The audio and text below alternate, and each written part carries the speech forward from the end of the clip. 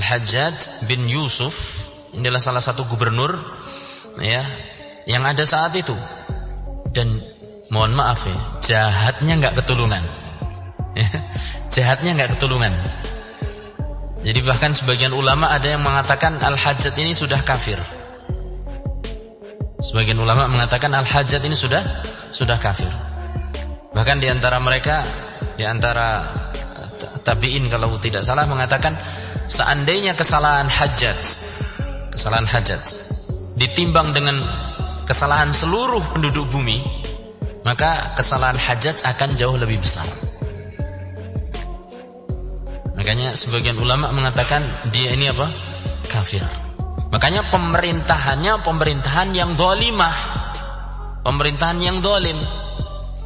Zalimnya bagaimana? Gampang sekali membunuh orang. Jadi bukan hanya memenjara, tapi memenggal. Bukan hanya memisahkan seorang dari keluarganya, tapi memisahkan seorang dari kepalanya. Dan itu ringan baginya. Hajjaj ibn Yusuf Ats-Tsaqafi. Dan banyak ulama yang mati di tangannya. Di antaranya adalah Sa'id bin Jubair, seorang ulama besar ya, rahimahullahu ta'ala. Ini pemerintah Hajjaj ini orangnya zalim banget, ini zalim banget. Kalau panjenengan mungkin itu tadi, kalau kesalahannya Hajjaj dibandingkan dengan kesalahan Bani Adam, sampai ada yang mengatakan begitu, niscaya kesalahan Hajjaj itu jauh lebih besar. Jadi bisa dibayangkan kan? Kalau sekarang Hajjaj diteplokkan di sini, ya, sosok Hajjaj itu dimunculkan, dan itu tidak mungkin, sudah mati ya. Maka kezaliman yang Anda rasakan dari tetangga Anda, dari teman Anda, dari atasan Anda, dari Pak RT yang mungkin pernah menzalimi Anda, atau Pak Lurah yang pernah menzalimi Anda, barangkali tidak menunaikan hak Anda atau bahkan mengambil hak Anda, atau Pak Camat, atau Pak Bupati, Pak Gubernur, dan seterusnya, maka nggak ada bandingannya. Al-Hajjaj ini dalam satu syairnya saja sudah menakutkan. Dia mengatakan, kalau sudah siap membunuh itu, dia mengatakan, ra'aitu ru'usa qad aina'at wa qad ja'a waqtu qitafuha. Aku melihat kepala-kepala sudah ranum, saatnya untuk dipetik. Jadi bagi dia itu membunuh itu adalah apa? Gampang sekali. Nah, orang-orang tabi'in mengadukan tentang kejahatan Hajjaj, kezaliman Hajjaj kepada Anas bin Malik radhiyallahu taala anhu. Apa kata Anas bin Malik? Faqala isbiru. Yo sing sabar. Subhanallah. Yang sabar. Ya. Fa innahu la ya'ti 'alaikum zamanun. Karena sesungguhnya tidak datang satu zaman kepada kalian, tidaklah ada satu zaman datang kepada kalian, illa walladzi ba'dahu syarrun minhu, kecuali yang setelahnya pasti lebih buruk. Hatta talqaw rabbakum, sampai kalian akhirnya nanti berjumpa dengan Allah. Kata Anas bin Malik, sami'tuhu min nabiyyikum. Ini semua aku dengar dari nabi kalian, Nabi Muhammad sallallahu alaihi wasallam. Rahul Bukhari. Seperti yang saya katakan tadi, hadis ini pendek, tapi pembahasannya sebetulnya cukup dalam. Tapi tidak akan bisa terlalu dalam untuk saya sampaikan, mengingat keterbatasan saya dalam memahami hadis ini, kapasitas saya dalam memahami hadis ini. akan kita petik beberapa faedah insyaallah taala dari hadis ini. Yang pertama, bahwa di sini ceritakan para tabi'in mendatangi Anas bin Malik.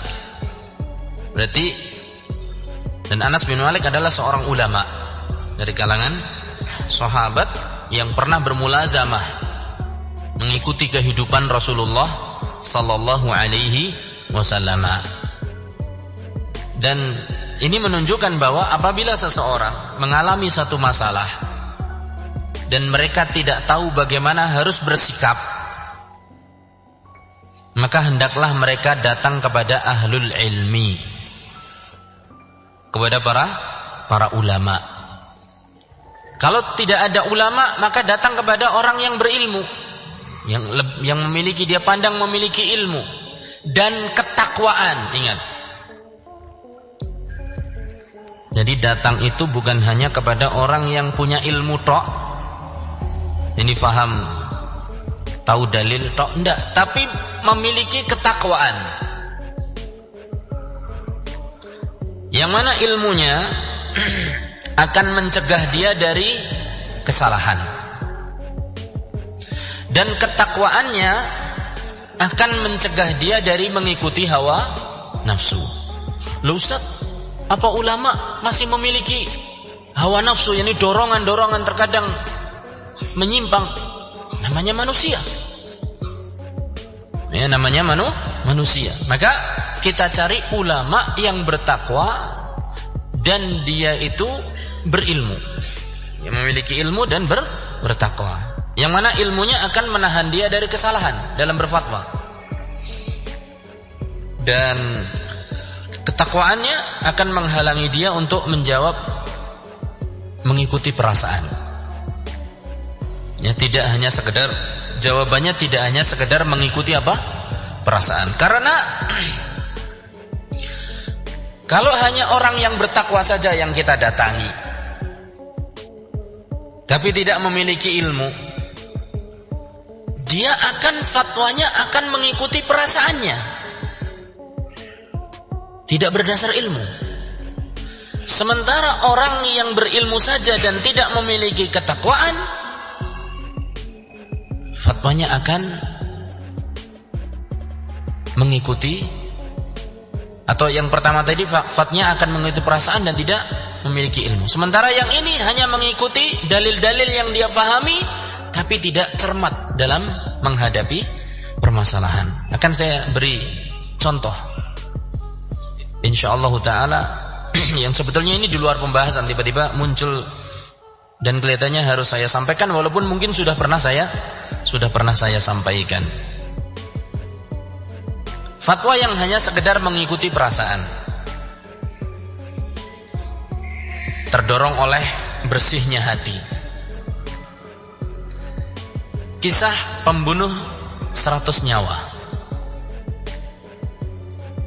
Ketika dia, sang pembunuh, masih berprofesi menjadi pembunuh 99 nyawa. Jadi profesinya masih 99 nyawa. Profesi atau prestasi ya? Profesi. Jadi jumlah yang dia bunuh masih 99. Datang dia ke ahli ibadah, ke seorang ahli ibadah. Ahli ibadah, Masya Allah, rajin ibadah, tapi ilmu dalam masalah yang lain-lain kemungkinan kurang. Akhirnya dia tanya kepada ahli ibadah, wahai ayuhal abid, wahai ahli ibadah. Ini sudah kita bahas di kitab Taubat dulu kalau nggak salah, ya, di kitab ini Riyadhus Shalihin. Wahai ahli ibadah, saya telah membunuh 99 nyawa. Adakah Allah masih menerima taubatku? Kata ahli ibadah apa? Oh, tidak mungkin. Allah tidak akan bisa menerima, tidak akan mungkin mau menerima taubatmu.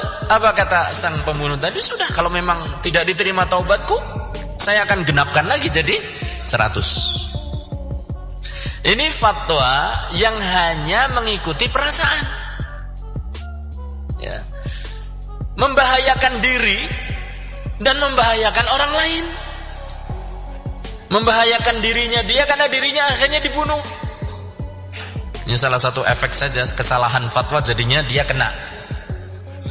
Membahayakan orang lain harusnya bertobat, berhenti dari membunuhnya, malah jadi semakin apa? Semakin membunuh. Ini fatwa yang tidak berdasarkan apa? Ilmu.